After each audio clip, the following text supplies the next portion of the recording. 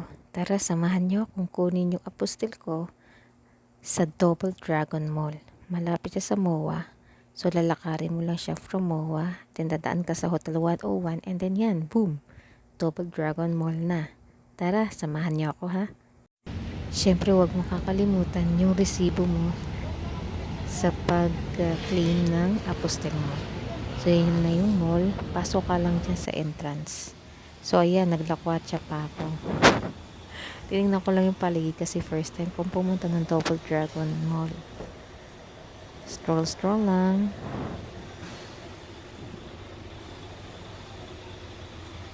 Meron ka namang hanggang 3 to 4 p.m. para kunin yung or i-claim yung apostil mo or passport.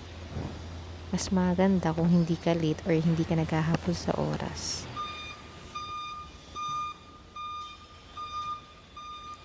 Isa sa mga na-observe ko dito sa place na to is ang daming Chinese.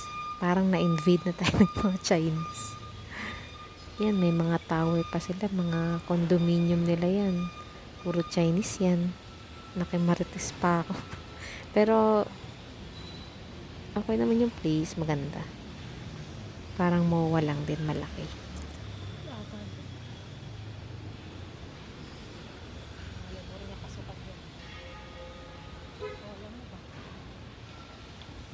And then, pumasok na ako sa entrance ng mall. Basta pumunta lang kayo sa bandang gitna. Obvious naman na maraming tao naghihintay. Meaning, yun na yung DFA releasing booth nila. Office.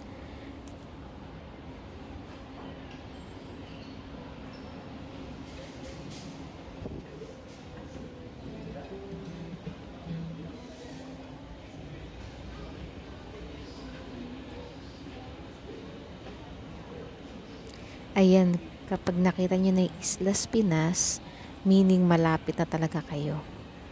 And then sa right side nyo, may makikita kayong mga upuan, which is naghihintay yung mga maaga sa kanilang appointment time or appointment schedule. So, ayan, papakita nyo na yung resibo nyo and other documents. Pero resibo lang okay na, ayan. Doon ako sa left side kasi apostle lang naman kukunin ko. Yung passport sa may right side. Pagpasok mo doon kay Kuya Guard na taga DFA staff. Yan, hahanapin nila and then congrats, nakuha ko ng aking apostille.